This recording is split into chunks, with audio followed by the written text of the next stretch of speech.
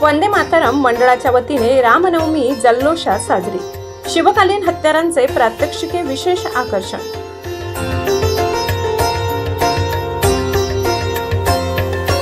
नवीन नाशिक वंदे मातरम मंडळाच्या वतीने दरवर्षीप्रमाणे रामनवमी उत्सव मोठ्या उत्साहात जल्लोषात साजरा करण्यात आला। मंडळाचे संस्थापक अध्यक्ष राहुलजी गणोरे यांच्या वतीने कार्यक्रमाचे आयोजन करण्यात आले होते।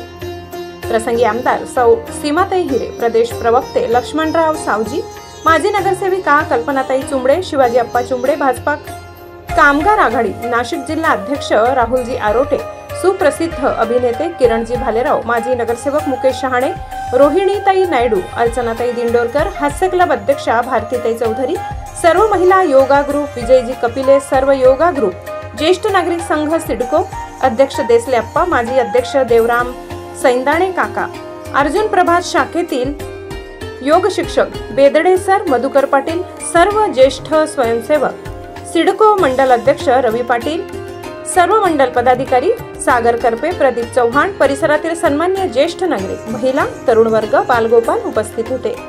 कार्यक्रमाचे आयोजन वंदे मातरम मंडळाचे संस्थापक अध्यक्ष भाजपा मंडल उपाध्यक्ष राहुलजी गणोरे, सर्व वंदे मातरम मंडळाचे स्वयंसेवक यांनी केले। तसेच शिवकालीन खेळांचे प्रात्यक्षिके सादर करण्यात आली।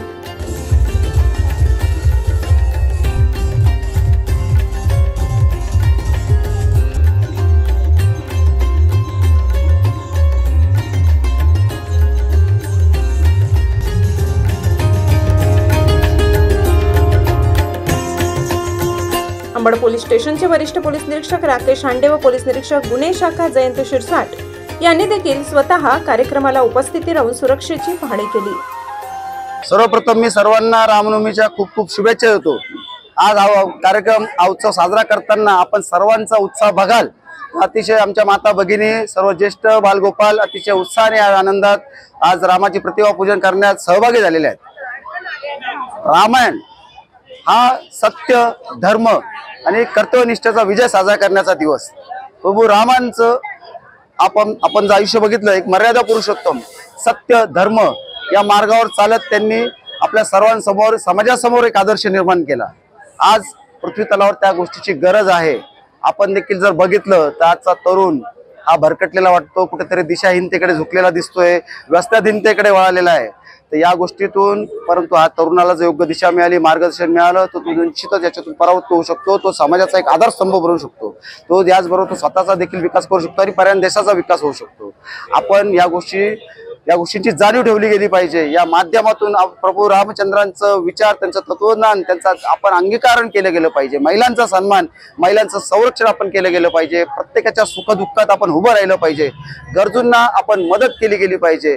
रुग्ण असतात त्यांच्यासाठी आपण धावलं पाहिजे। प्रत्येक कार्य कर्तव्याच्या भावना ठेवून छोट्या छोट्या स्तरावर समाजात काम केलं गेलं पाहिजे।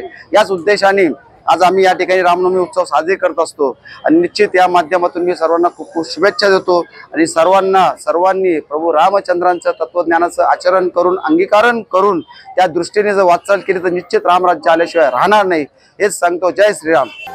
महाराष्ट्र माझा न्यूज साठी मुख्य संपादक जनार्दन गायकवाड, नाशिक।